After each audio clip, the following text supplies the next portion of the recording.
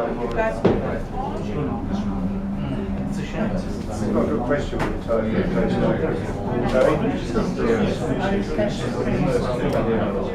So welcome everybody, welcome to GPN, and thank you very much for gracing me the weather today, and also for not attending me the, what's it called? No Time to Die at the 𝔽𝕑𝕚𝕚𝕪. So thank you for waiting to see it and preferring to hear about Free to Chic this evening. We are delighted to welcome Dominic Janes, Professor of History at 𝔽𝕣𝕚𝕪 University. He focuses on the histories of gender, sexuality, and religion. He's been a recipient of a number of research awards, including fellowships from the Art and Humanities Research Council and the British Academy, and has been a visiting research professor at the University of the Arts London and the University for the Creative Arts. This evening he talks about his latest book, Free to Chic, Fashion and Sexuality in the 20th century Britain, Gay Men in and Out of Fashion after Oscar Wilde, who apparently said you can never be overdressed or overeducated. So I'm sure that Dominic will not fail in actually telling us a lot of things about that. In one of the things in his book, really, it says that Dominic reinterprets the origin of gay and queer culture by charting the interaction between the marginalized freak and chic fashionista. So he will tell us actually about the difference in there today. And Dominic, the floor is now yours. Okay, great, thank you very much. Thank you very much for having me along this evening. I always feel like I should be standing up when I'm doing this rather than sitting down. But I've also got to kind of poke my laptop from time to time, so we'll see how this works. Thank you for coming along. I'm not assuming. I mean, actually, so I've just there's a list over there which actually has various people's occupations on it, which is quite interesting. So I was looking through a range of different things. The majority of people in the room are not going to be people who necessarily study history. They're not on a day-to-day basis hugely interested in history.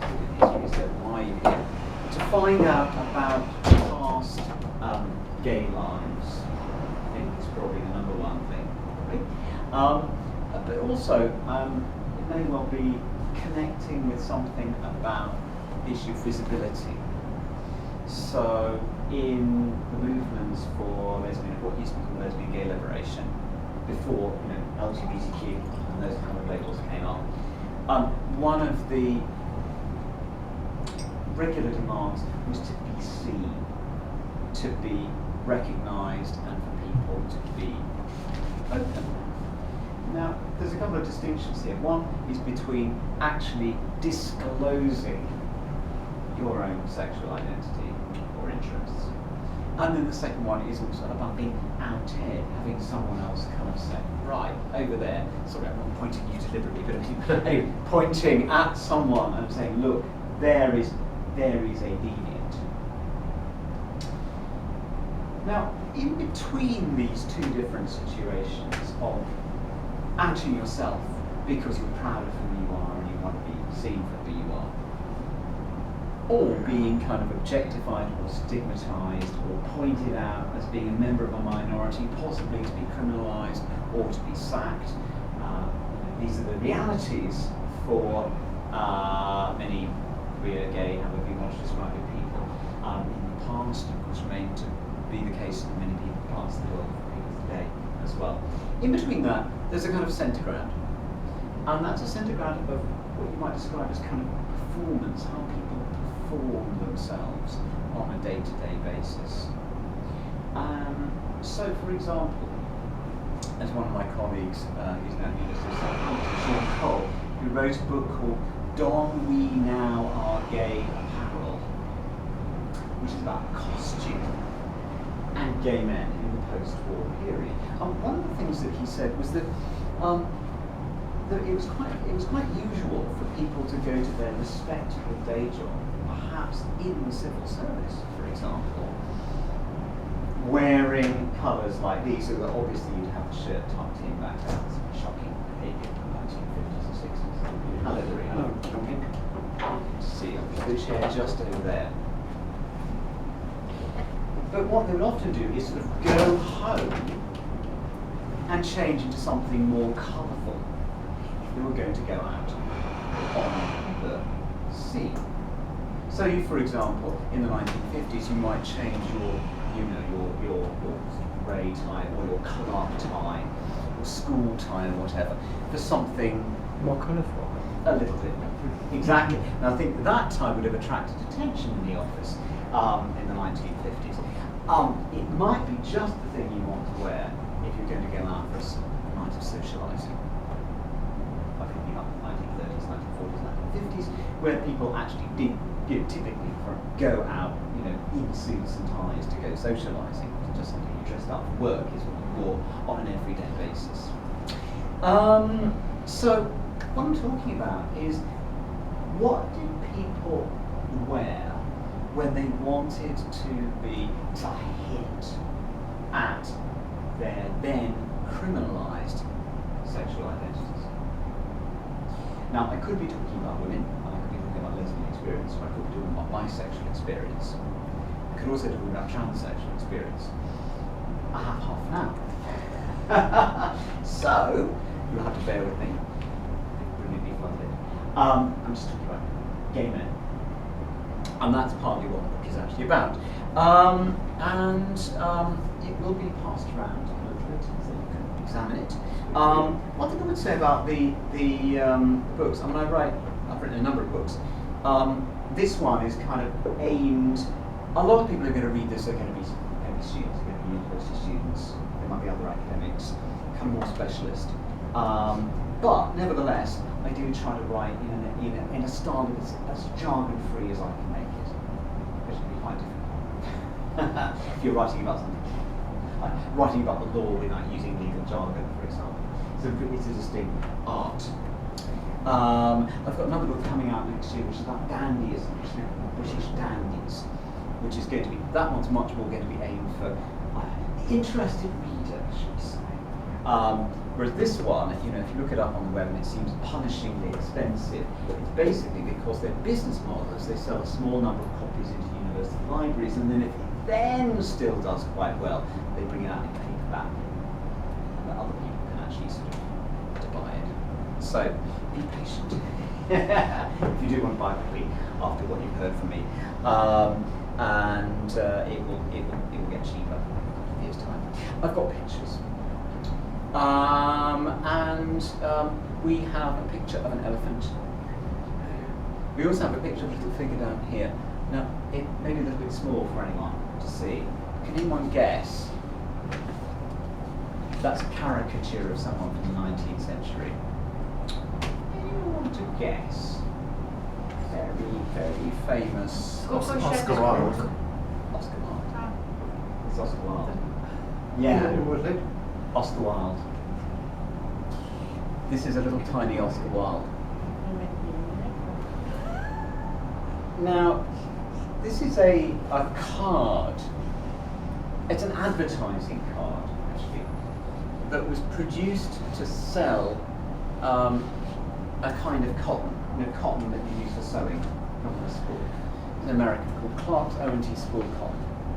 Now, Oscar Wilde was a major celebrity in the 19th century. He went on a major tour of the United States, a lecture tour in 1881, 1883. His image was reused by a wide range of companies to sell product. This is an example of this. So, it's called Jumbo Aesthetic. So Oscar Wilde was famed for being an aesthete. This is someone who was meant to be very interested in beauty, rather than kind of utilitarian business and so forth. And he had been engaged to do a lecture tour in the United States, which had been funded by people behind Gilbert and Sullivan. So it was a commercial enterprise. Gilbert and Sullivan had written a musical called Patience, which was making fun of aesthetes. And so what they did as a publicity stunt was to get Oscar Wilde as a young, supposedly outrageous extreme aesthete to give lectures, which ostensibly are rather like I'm doing here, meant to be terribly academic and improving, but actually want to drum up attention for the New Building Southern Opera. He's going to be touring the United States. He was widely mocked as 𝐸𝑚 or widely mocked. Now, was he mocked for being gay in terms, we might use the term gay? Well, mostly no. He's mocked for being what was referred to as kind of effeminate.